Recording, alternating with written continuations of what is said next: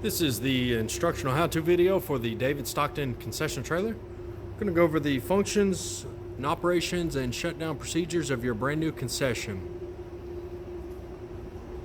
I'm not running your generators due to the noise, especially in the building that I'm in, but I do have them plugged up to my shore power connections. But I will show you how these generators operate. I've got them moved so that I can get to them accessibly on a ladder safely. Fuel pitcock here. Clean fuel in the fuel tank. Your oil check is under this lid that lifts up. You need to check the oil each and every time. Highly suggested. You will go ahead and have your plug in the 50 amp outlet on each generator if you choose to run both of them. Keep the breaker in the off position. You'll pull the choke.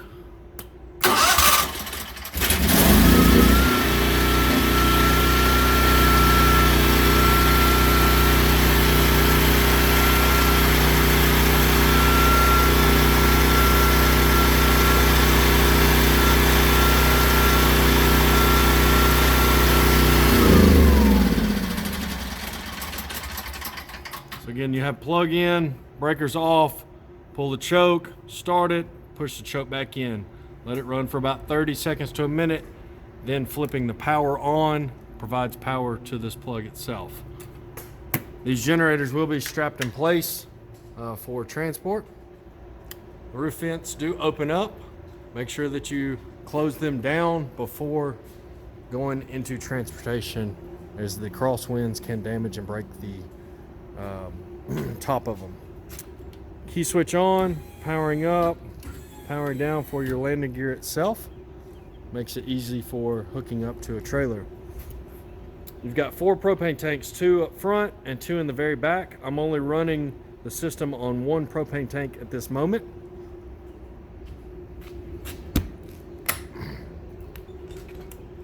Storage area behind the generator wall. You've got both of your 100 amp electric panels, all 20 amp independent circuits. The box right in the middle is the fuse panel for the 12 volt lighting system. And then the box above it is the battery charger itself, which charges the battery and gives power to the lights, the landing gear, and the water pumps also.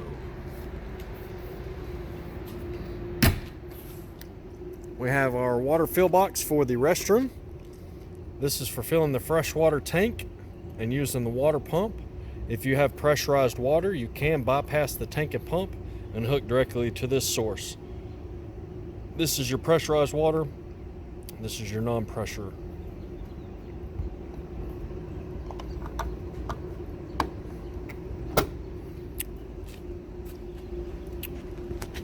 Right below it, we have the waste drain valve for the restroom itself.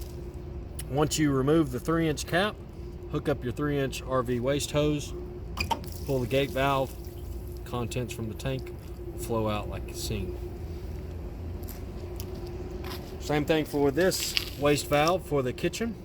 Removing the cap, install your 3-inch RV waste hose, pull and release the contents from the tank. Periodically, you'll want to put some bleach in the drains just for odor purposes when you dump the waste tanks themselves.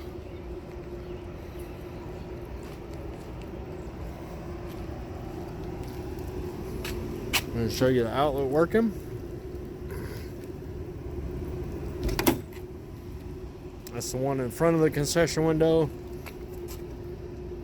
This is the one behind the concession window. Mag wheels, radial tires. Your flip-up counter directly in the middle. There's a screw you can use as a middle source, or just knowing it's the middle itself. Pressing upward allows that to roll back down to a fixed position for transport. And when you go to set up, once you get to your 90-degree mark, pressing upward allows these pins on either side to roll outward, as you would see right here. That indicates that the counter is ready for use. Concession door always needs to be open when you have the extraction fan on.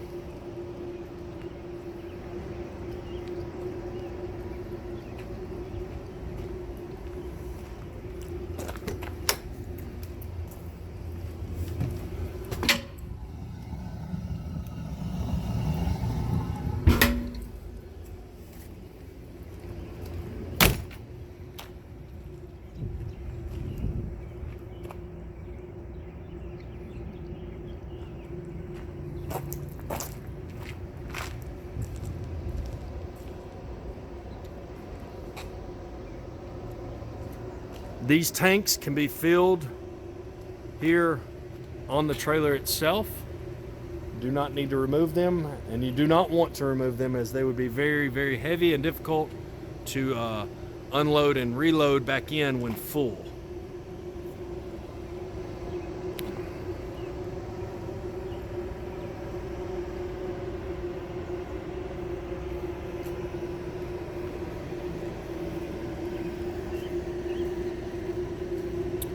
This is the water fill box above for the kitchen freshwater tanks. I am bypassing the tanks and pump and running the pressurized side, which is on the right hand side, giving continuous water flow.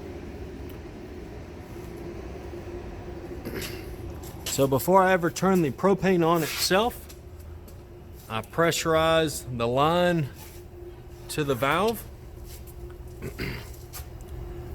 Before I turn this valve on, make sure I have all of the control knobs in the off position. So smoker's gonna be in the off position, the steam table, the 4-burner stove, the 2 deep fryers, and the charbroiler. All the control knobs are gonna be in the off position, and then turning the extraction fan on. Once you turn this control knob on, as you see it is here, in line with a pipe, you should hear the line charge itself through whichever regulator you plan to use. Whichever one it is, you need to pay attention to that regulator. You should hear nothing more than shh sound. If you hear continuous gas flow like you would hear at this moment, you might be able to hear it in this video because the smoker is on. I'm not sure if you can hear it or not. If you do hear continuous flow coming through your regulator at the time of startup, you immediately need to shut the valve off and contact your local gas company to come out and inspect the piping. The reason this is mentioned is this piping goes down and hugs the frame of the trailer, and road debris such as tires, blocks of wood, concrete, ladders, anything of that nature can hit and damage and break the pipe. And because propane is heavy, it will hover under the trailer and be very potential for a very dangerous situation. Could be a very fatal situation. So again, highly recommend that whoever is turning the gas on, that they pay attention to whichever regulator, making sure that you hear nothing but shh sound. You have continuous gas flow, immediately shut it off. Contact your local gas company to come out and inspect the piping. There's no event or amount of money worth jeopardizing somebody's safety. Hydraulic pump and battery for the landing gear makes it power up and down. Each one of the regulators for each tank is rated at 900,000 BTUs. That way you can deliver plenty of power for the propane.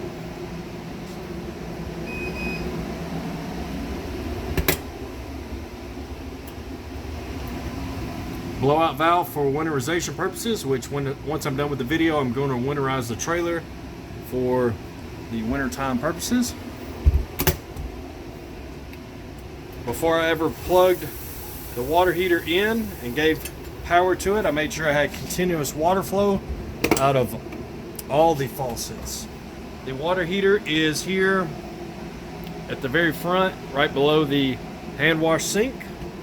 Got a water pump switch located there. It plugs in right here. Before I winterize, I'm going to make sure I unplug that water heater as well.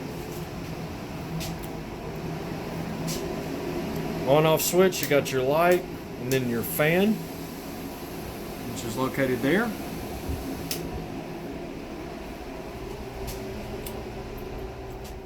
Restroom. Got your blowout valve for this tank as well. You got your water heater, which plugs into here. Again, same thing. Make sure you have continuous water flow. As you can hear, that water pump switch is right here. Turn it on and off.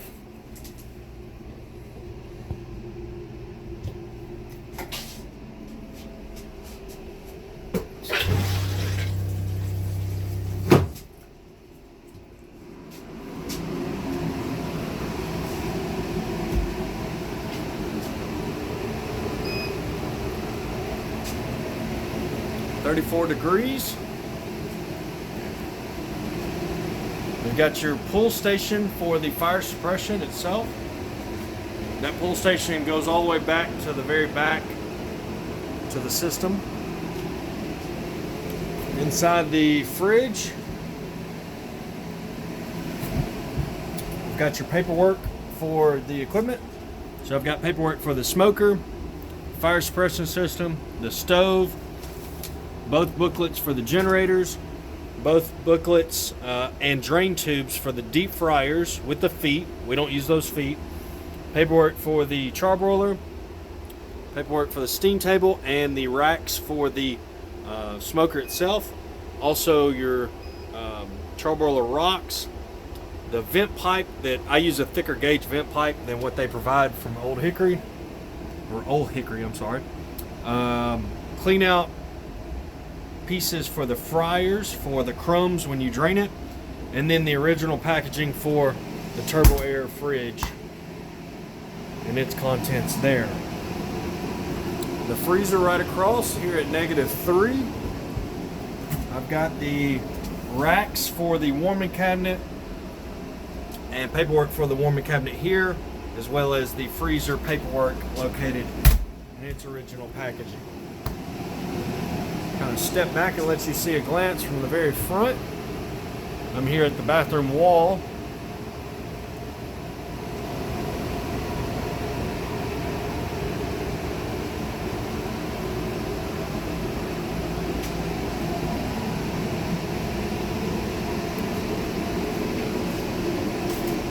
So as I was referring to everything in the off position, as you would see located right here,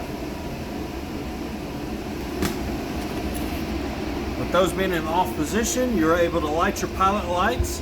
You will need plenty of lighters like this for doing so. And all you need to do is put your fire right below it. Again, as I mentioned, propane's heavy and it's going to fall. So if your lighter is right below each one of those pallets, you'll be able to light those safely. Do not turn any of the control knobs on until you have your pilot lights lit. At that point, you can turn them to the desired temp for your steam table itself.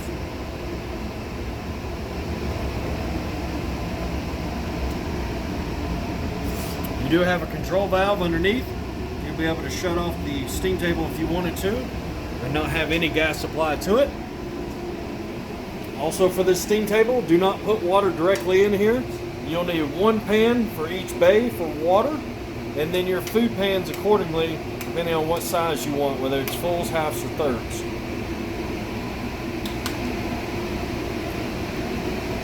While we're here at the steam table, I'm going to go ahead and show you that plug working.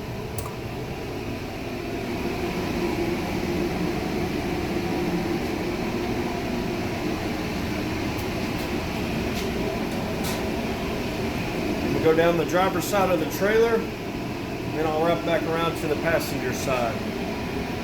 You've got your sandwich prep here at 38 degrees.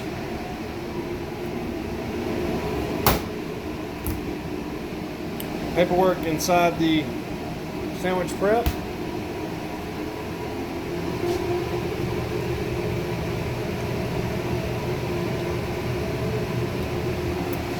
Cold water spigot.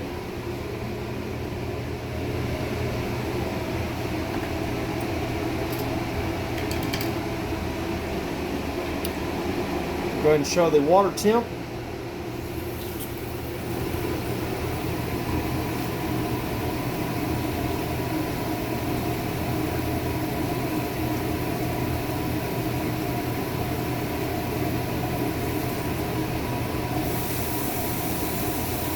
There we go.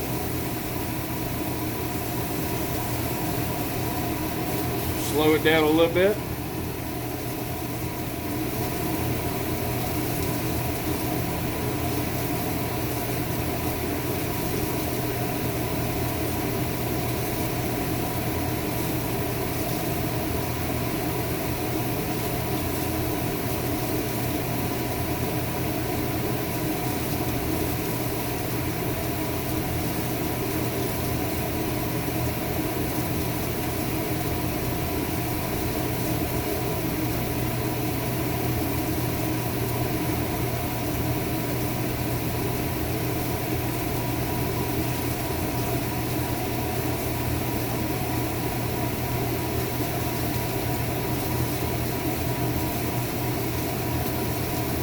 115 is still climbing.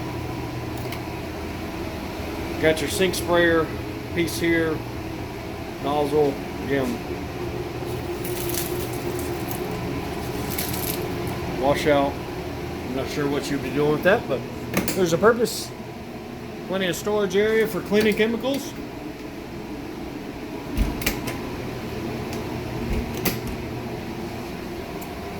Here for the smoker, turn the main switch on, got your burner on. You want to turn the racks on, got your fan. I set it at 250, we're at 250.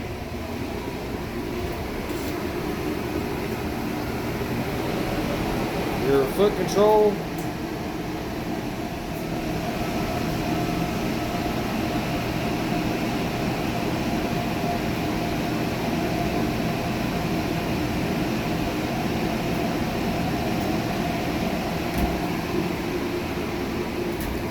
We'll go ahead and turn this back off. I'll let you do the seasoning in. I really just wanted to be able to show that unit working itself. You also have your evac that you can press to be able to evacuate the smoke out before you open those doors up.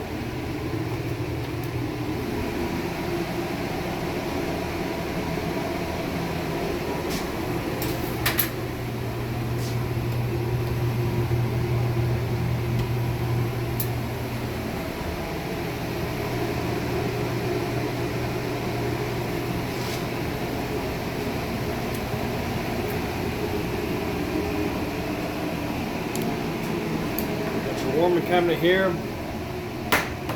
131 degrees. Just wanted to be able to make sure everything's working on it, obviously. We'll be able to show it in the video.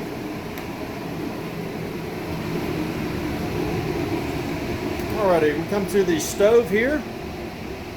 This is your South Bend 4-burner stove with an oven. These remain in the off position until you light your pallets. As long as you can light your pallets here, here, here, and here. Now once you have those pilot lights lit, then you can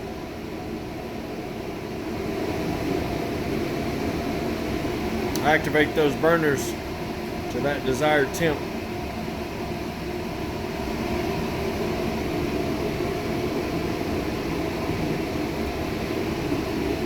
I'm also going to wrap metal wire around these burners, around the frame of the unit, and twist it together, cut off the excess and fold it over. That way these burners will stay in place while in transit. You also have a spillover pan for the oven. This will fold down. You will need a lighter.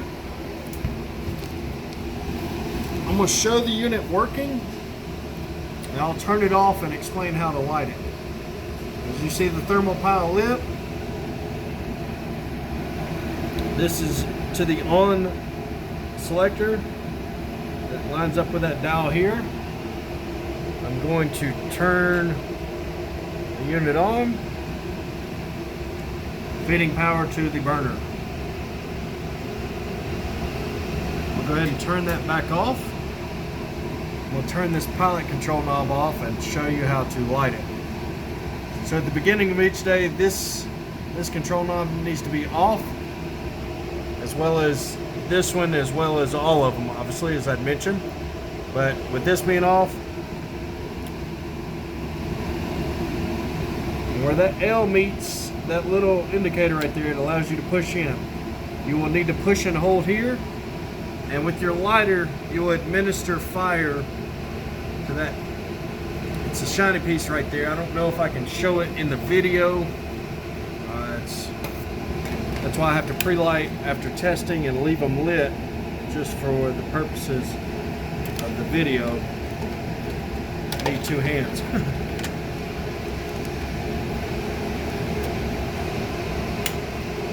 There's your pilot back there.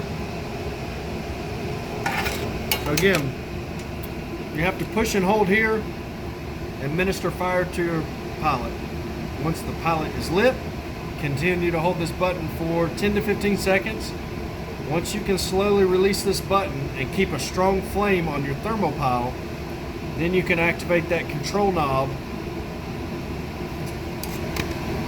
You can close this lid, and when you're ready to do so, you can turn this to the desired temp as needed.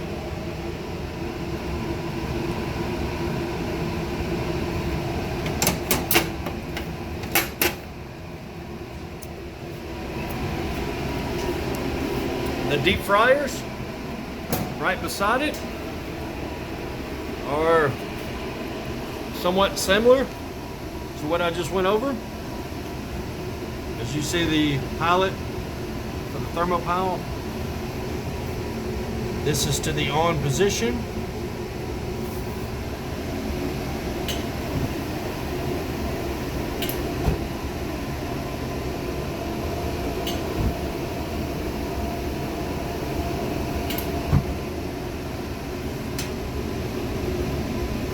Alrighty, so I'm going to explain once you get the trailer each and every time.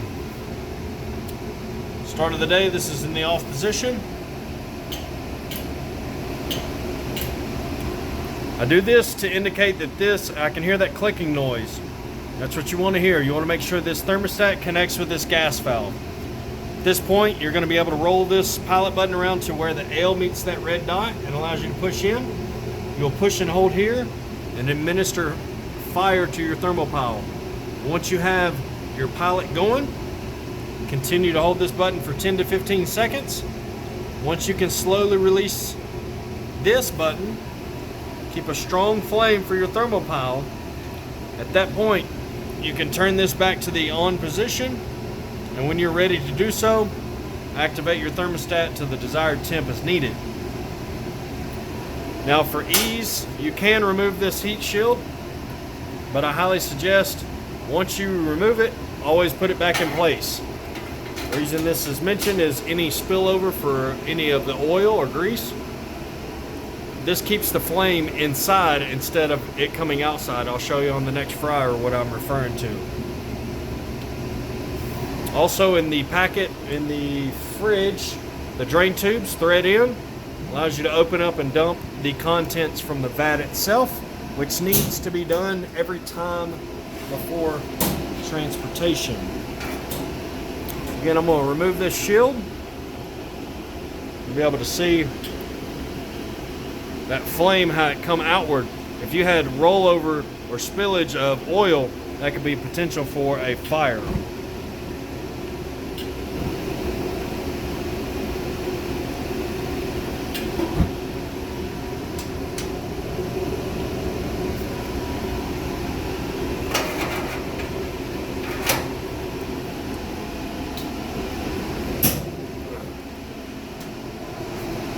For the last piece of equipment is the charbroiler. You got your spillage pan.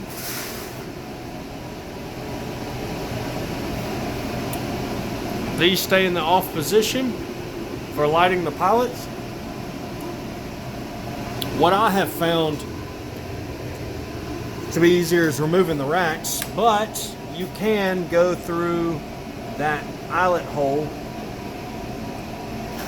with a flexible lighter. This one's a little bit more difficult because it doesn't have a flexible tip on it, but I'm going to show you what you are essentially lighting, and it is that. There we go.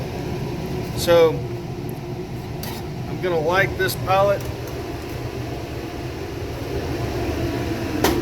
Once you know where the pallet is, you don't have to remove that bottom rack. So this is your pallet. You see you got a good strong flame for your pallet itself. That's on each and every one. Again, once you figure out where that pallet is, you don't have to remove this one. Just the top ones. If you want to light it from that side. If you want to light it from this side here, you'll just need a flexible lighter. You could potentially go from the bottom side, pulling the drip pan out of the way, and be able to feed a lighter up to each one of those pallets. Once you got your pallets going, crank that char roller up to the desired temp you want to cook with. Put your lava rock inside if you want to. That lava rock will go in between that bottom and top rack.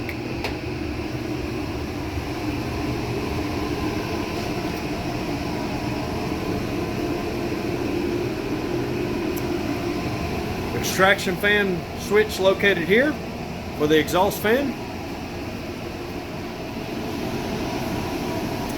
Now for your filters, these filters are removable and will need to be cleaned periodically, depending on what kind of food you're cooking, how much grease is in the air.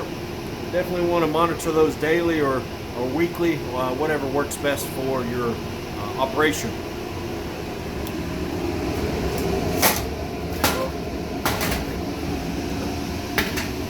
As you've seen, I removed the filters, or removed the filter.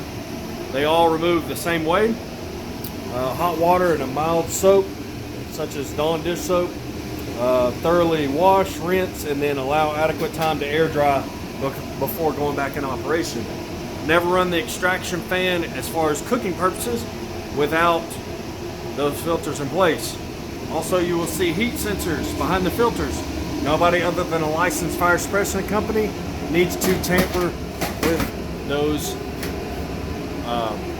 heat sensors. Also, when you put the filters back in place, keep the gap as minimal as possible. You do not want a gap like this, as you will have grease blow by for the top extraction fan. Potentially a grease fire could happen there.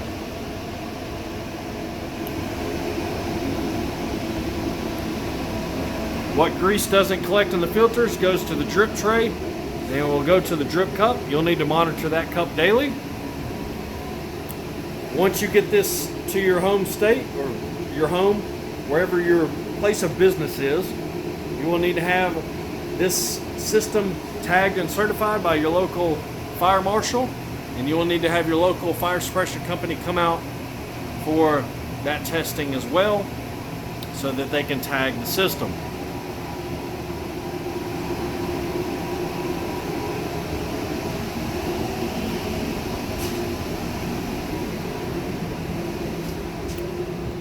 So before we turn that extraction fan off, and at the end of each day, you want to immediately shut that valve off on whichever regulator you're using. You can use 2 tanks at a time if you want to.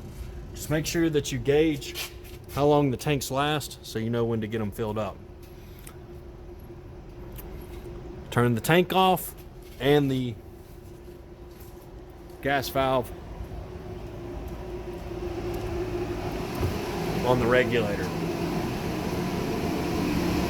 At that point, once all the heat has left out, or the smoke, you can turn the extraction fan off. One thing to note, never run any of this equipment or the propane without the extraction fan on. This is not a heat source, this is a cooking source. I say that because propane burnt causes carbon monoxide, which can be a very deadly gas, put you in the hospital, if not kill you. Do not want that to be a situation that happens. As long as you have adequate power, you can turn those AC units on, or the heat. You're not really going to feel it when you turn the extraction fan on. The AC and heat units are primarily for prep and cleanup. I'm going to turn that back to the off position.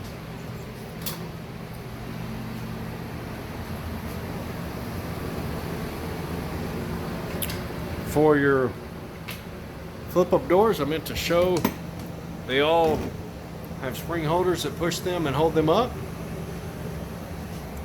Just pressing that in allows that to fall down and collapse.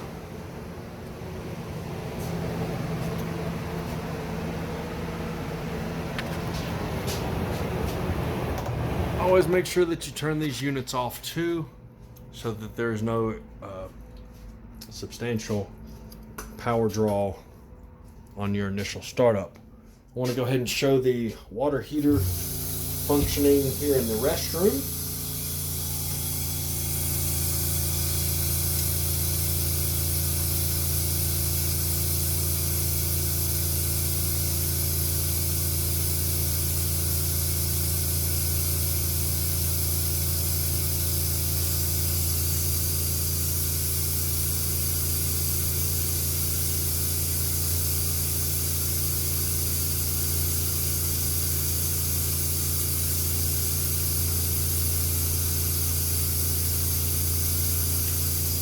$115 is still climbing.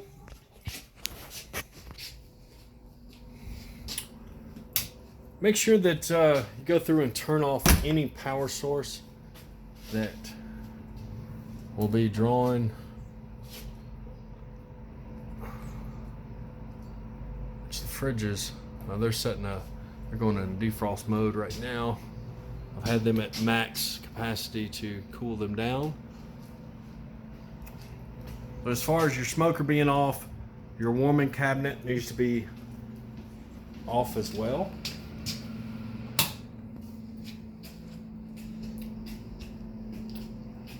Extraction fan being off after the propane's turned off, and AC and heat units. Now your interior and exterior light switches are located here behind the fridge itself. We want to make sure that we do not leave that light switch on here in the storage area. It's right here above that hand wash sink, that access door.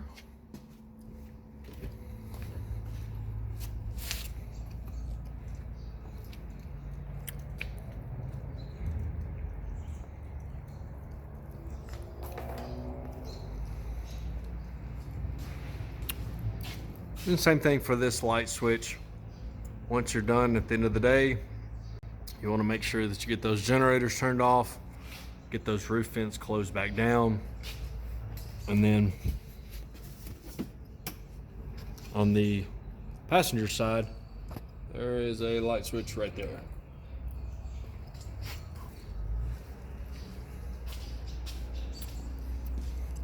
Any water hose connections, you want to make sure that you get those disconnected, and as well as your drain valves, then having to shut those and remove those hoses. Make sure that you get all your flip up doors shut down properly, locked where needed and can be done. Flip up counters shut back down as well.